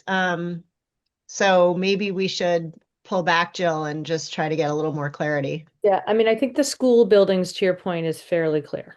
What is a little bit confusing, or needs a little bit more, I guess, discussion and clarity is what properties are we talking about where the kids are, students are on the playground during the school day that are not controlled or owned by the school department? And then are we going to be, is the intent of the policy, my understanding, is to ensure that we don't have other people in these areas when school's in session and kids are using it. So if it only applies to some and not others, I think we need to kind of make sure we're effectuating this in a way that actually serves its purpose. You now get in the purview of the Parks and Recreation Commission too. So may I suggest, Madam Chair, that that Ms. Grady speaks to the city solicitor's office and tries to get some clarity here and give us some guidance, because it is a very fair point.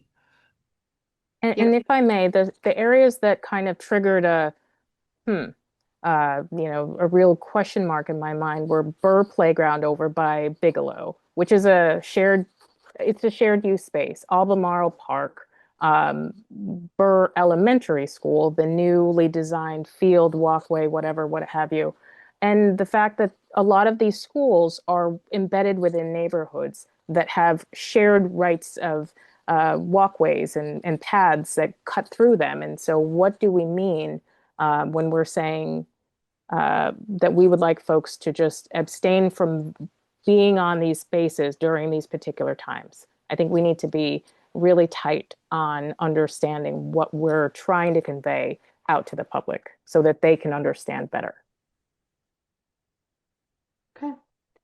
So let's hold, if folks agree, both policies, because that'll give us a chance to memorialize Jason's edit and present a fresh document. Does that work for you, Jill? We'll go third read and vote.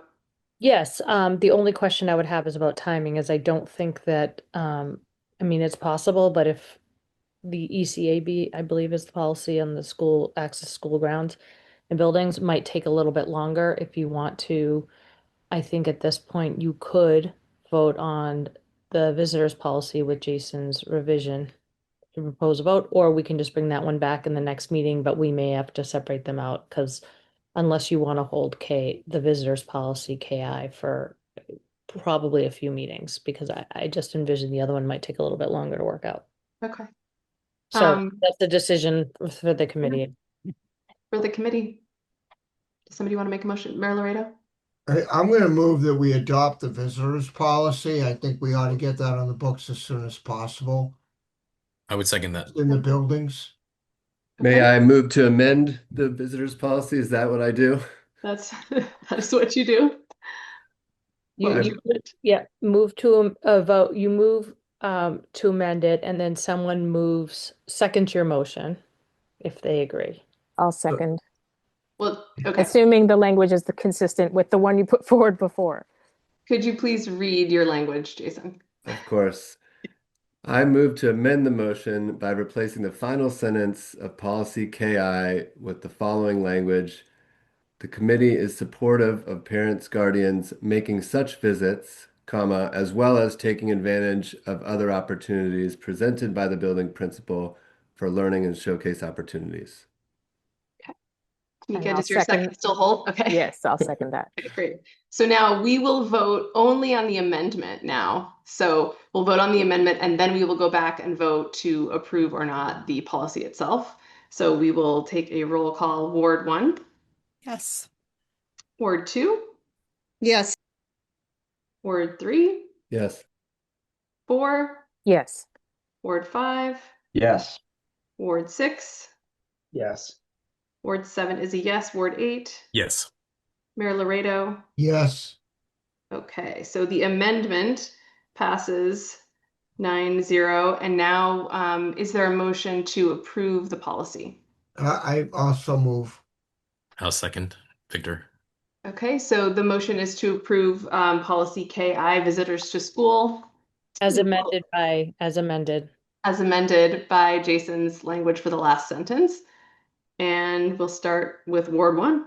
Yes. Ward 2. Yes. Ward 3. Yes. Ward 4. Yes.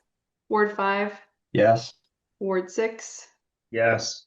7 is a yes. Ward 8. Yes. And Mayor Laredo. Yes. All right, motion passes. Jason, can you send the sentence to Lisa Mazzola? Thank you. Okay, great. All right, our next agenda item is school committee assignments for 2026. There's a memo in the materials and it's not a memo, it's literally just a table. It will also go into the up on the school committee website, so I'm not going to read through it extensively. The two official subcommittees that we'll have for 2026 are collective bargaining, and that will be Jason, Ben, and myself, and then policy, which will be Victor and myself. We also have working groups or work streams. Really, I think of them as sort of big buckets of topics that we need people on point for. And so those are finance, facilities, which would include the long range planning working group, a national and state policy and Massachusetts Association of School Committees work stream, special education, and then communications. And so folks can check out up on our website, drive people to the website if you're curious about who's listed for all of these. If you are part of a group in the community and you do not see your group up here, please reach out to me and I can tell you if it falls under one of these working groups or liaisons. We also have a list of liaisons. If your group has a TBD by it, please also reach out to me. I will be the point person for anyone who needs anything that is not on this list. You are also welcome as a community to reach out to any member at any time, but I think this gives us a little bit of organization for who might have the best information for you or who might be a good starting point. So I will open up to questions on that.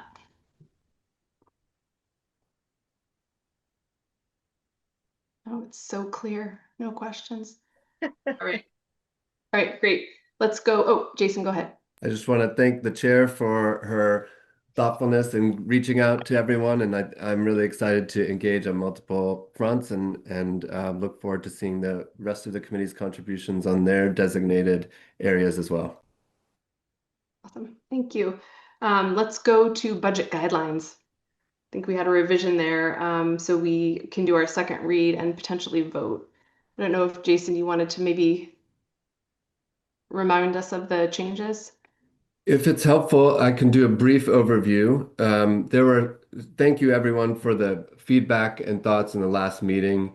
There were both, I would say, 3 buckets of changes. The first is in the background section. There were a couple of helpful comments from members of the committee. The 2 I would like to highlight most that have been added in the second paragraph are, number 1, really acknowledging that there are meaningful points of connection overlap among these priorities, which forms a bit of a caveat on the nature of the exercise.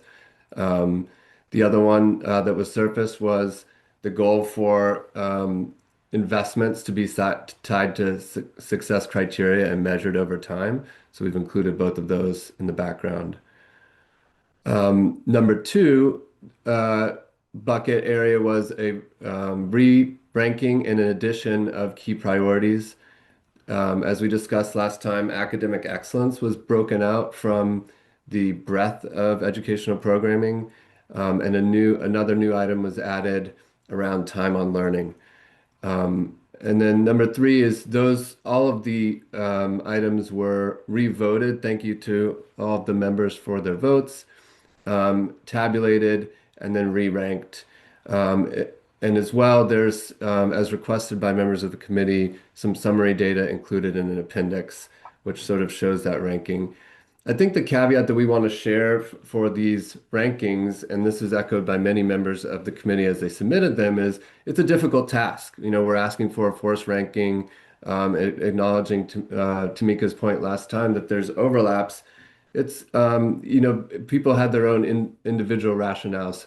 What was interesting was that it broke into a pretty coherent list of a top half of this set of priorities. And so I hope that gives more broader shaped guidance to the superintendent and her team in forming the budget according to these guidance rules. So hopefully that matches the feedback we heard last time, and really appreciate again the input from the members offline. Thank you. Questions? All right. Oh, Victor and Jonathan, it was the same time. I'll go with Victor. So just one quick comment, or 2 comments actually. First, thank you to Jason for aggregating it. And it's again a lot of work, and that's greatly appreciated. I just want to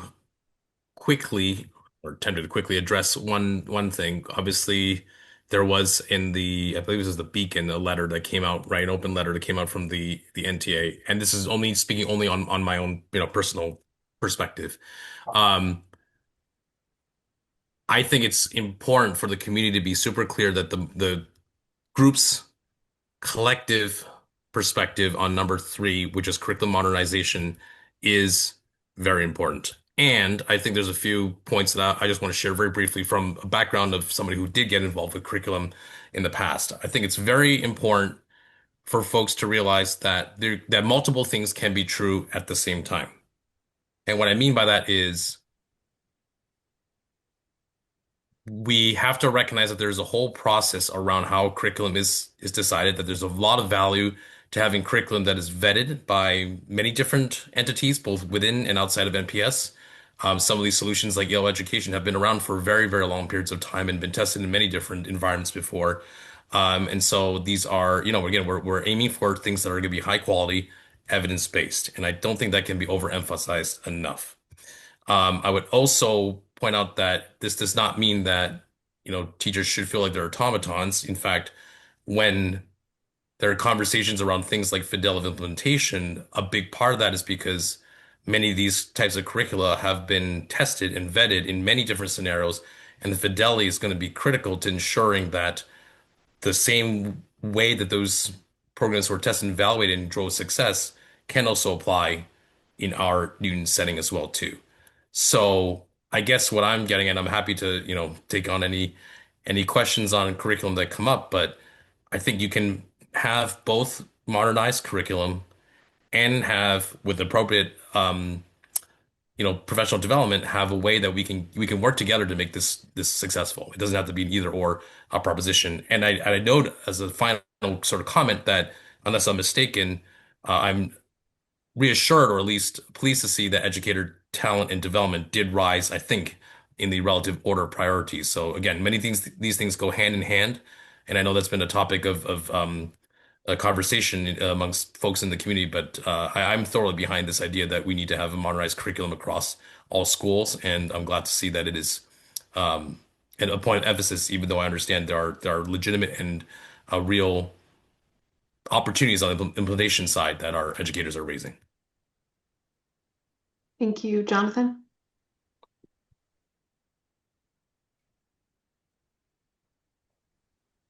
You're muted, Jonathan. As I read through this, one of the things that stuck out for me, like I think, and I hope that Dr. Nolan, I hope that you and your team find the overall memo and the priorities and the way we've laid this out and the input we've provided. I hope that you find that helpful and that this is constructive in helping you guys shape what you're doing. We provide very clear language in section 2 about how we want to understand the concept of level service and the cost associated with doing that, with providing those level services, not simply level dollars, right? Level service. We also provide very clear, I think, direction on how we want to understand what we think about a strategic roadmap. I feel like, given the conversations we've had on budget so far, the other thing that is lurking in all of this understanding is what is a one-time cost versus what is an ongoing cost versus how do we as a committee get to a really high quality understanding of like what we believe the ongoing run rate cost of the schools is, so that we have a really clear understanding of like how much money is required to fund that without some of the, let's call it, complexities of the way we've chosen to fund the budget in the past, either through OpEx, CapEx, one-time funds, repeat funds, etc. Maybe Dr. Nolan and maybe for Liam, like, do you need direction on how we want to understand that? Is that clearly understood? Does this committee need to take up this question of how we want this represented, at least in the first go round of this, so that we can come to a high quality point of view here? Liam, I don't know how this works. Can I just ask this question? Okay, go ahead. I think it's very clear in the way that it's shook out for this initial backbone. You're going to have a lot of at-bats with us, like 8 or 9, to go through each individual section of the budget, and you can then keep pressure testing it. Did we get it right? Do we have confusions about what we mean? But I think we're very clear on how to approach this budget framing. And, obviously, Jason, Alicia, and I have been meeting with Mayor Laredo and his team and Liam, and we are trying to have a sensible, predictable process that allows everyone to understand what you just said. So we got here because you all had those conversations out loud, and we captured them, and we'll put them into the budget process. And then Jason has been shepherding us all through this process, and so he's been right there in all of these conversations, making sure, like, this is what I think we meant. This is what I think we meant. Now, I would ask you to ask that question again when we present that idea of what is level service and what are the additions, and let's see if we got it right and if we're tuned as a unit to understanding it, because if we aren't, then the public surely will not be. Okay. May I make one more comment here? I will just maybe state my own point of view here, speaking for myself, which is when it comes to the year-on-year compare between next year's budget and this year's budget, and how we look at the increases, decreases, movements up, down, et cetera, between budget categories year on year, I am more interested in seeing, I personally think it is way more important that we look at a clear apples to apples comparison of year-on-year cost than any fidelity to some previously negotiated categorization of budget line items as being recurring or one time or whatever it is. Said differently, like we should say, like, just to put a fine point on it, like I would like to see us set aside whatever language we've used previously to describe what is a CapEx item versus what's an OpEx item versus one time, and just focus on like having a clean compare that we can have an honest discussion about, and then we can worry down the line about how do we find the funds in order to, or, you know, the mayor and city council and the team can figure out where we find the money to make all of this work. But I feel like I've been heard, Dr. Nolan. It sounds like you guys feel like you understand what I'm banging on here. But it was important. I think Jason probably has a bit of a response for you. Go ahead. I just want to agree, and also I want to state, and we're 26 days into the new year, but I'm really pleased with the level of collaborative interactions we've been having with the mayor and his team on these fronts. I do think very much, Jonathan, we want to make sure that we're reflecting the economic reality. And so very much, if there's a number that reflects these are the ongoing costs, however we got them funded last year, that's the number we want to start with. And that's the conversation we're having with, in my view, the mayor and his team thus far, and it's been really positive. Another aspect of that I'll just highlight, because more to come on this, is, from a sources and uses of cash perspective, some of that's been bundled in together in ways that could be confusing in the past. And so, and I know that's not a foreign concept to all of us, but we want to get in the habit of splitting that out, especially such that if there are, sources of our budget that have changed, it doesn't look like we've added cost, which by the way, it's been shown in some places thus far, it could look like that. It could run the risk of looking like that. So, totally agree with the thrust of what you're saying, and I'm really looking forward to further collaboration with the mayor and his team, and thanks very much for facilitating that, Mayor Mark. Thank you. Does anyone else have questions? Okay, we can vote on these if there is a motion to approve the budget guidelines. Does anyone want to make that? Ben? Ben has his hand up.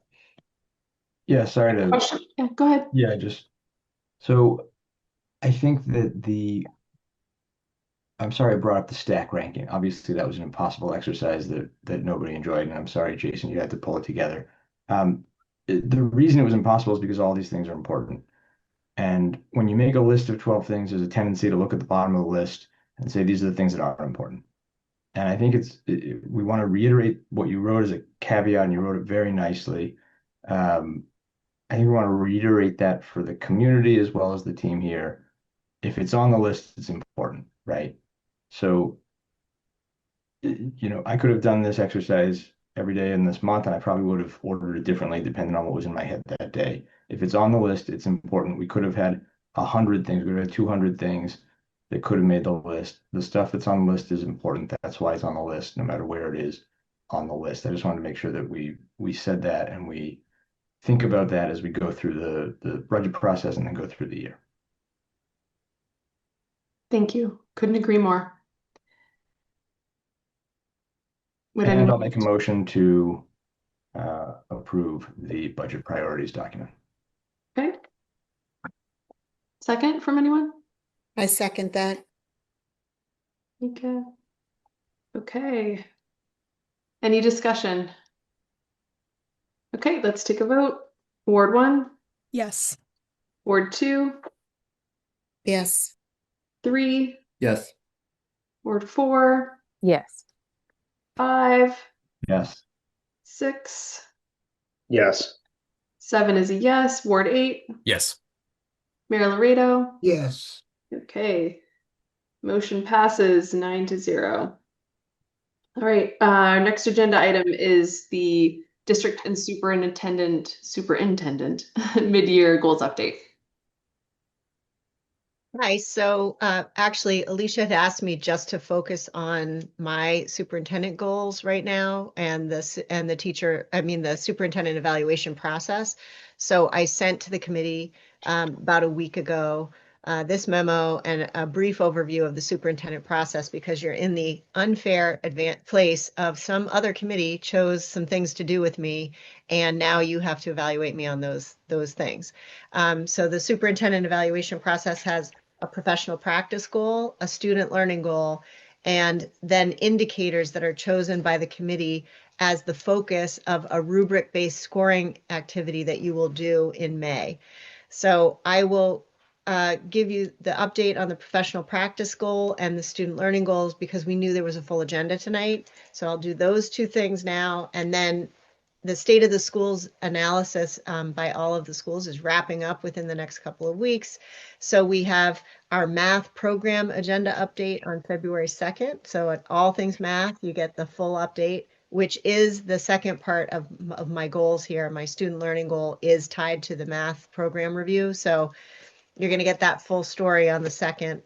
And then the 25th is the district goals and the state of the schools and sort of where we are with our student achievement targets. So it's in two parts. This is the first part. My professional practice goal was specifically just I wanted to deepen my knowledge of AI with respect to school practices. What I found was most of the courses I tried to engage with, I knew more than the people who were running the course in some cases. So I had to really dig to find other things that, and so I've listed those experiences here. And I also shared with you what we've been doing at the district level in order to apply that leadership and learning. So it's not just enough for me to passively sit and take those courses, but we sponsored a pilot across the district with a company called Brisk AI, which is a teacher-focused company to see how can AI actually help teachers with lesson planning, differentiation, and personalization, which has a direct link to how we are talking about interventions and personalizing learning. Second, I've been presenting various experiments in AI use for both our workflows, for project management, for the writing of curriculum, and for the support of teachers in various ways. And then we wrote a grant and were selected to be one of the teams at the state's new PEAK statewide preparation program on AI. So 5 leaders and teachers are sent to this. I included an overview of the program. And we have like a direct line into this group, MassQ, which is the Massachusetts Computer Using Educators. One of our new directors is actually the president of that organization, which I think hands down is the best in terms of sensitive use of technology to support student learning. We created a draft framework for AI. We are continuing to revise that as the team goes through the PEAK process and the Brisk pilot, and as our students challenge us every day on how they're using the AI. And then finally, we've been engaging community members, and we did a whole slate of professional development for our teachers on our Thrive Professional Development Day. At the mid-year review, I want you to know that I took the learning that I have obtained from these various experiences, including conferences. I wrote a grant to send myself to one of the largest AI and ed tech conferences in the country in later in the spring. And I wrote a grant for New Schools Ventures, which is on redefining teachers. It's about a $250,000 grant so that we can continue the Brisk pilot and continue to explore other avenues. I also landed a partnership with Prometrics, which is a curriculum and assessment writing tool. And we are piloting some activities just with the central office about how to use those tools to expand our reach and not have to use outside consultants or outside products to use AI to reduce our costs.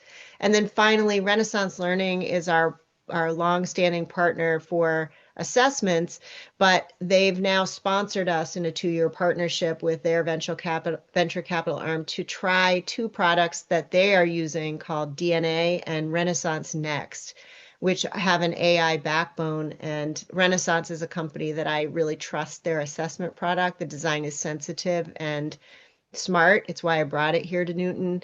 I'm anxious to see what they do in the AI space, and they've allowed us to hitch onto their tail for free to participate and to explore that, because people like Maria are so steeped in their in the expertise in their products that we can really help them and they can help us mutually in terms of the use of AI.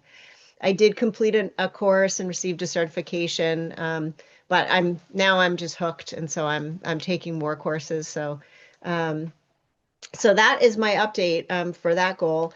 My student learning goal was 100% around redefining the mathematics program pre-K to 12 in the Newton Public Schools.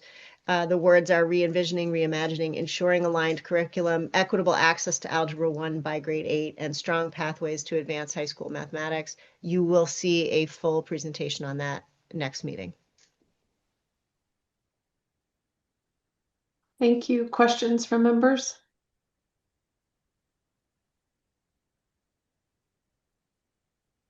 They're speechless, Dr. Nolan, speechless. Right.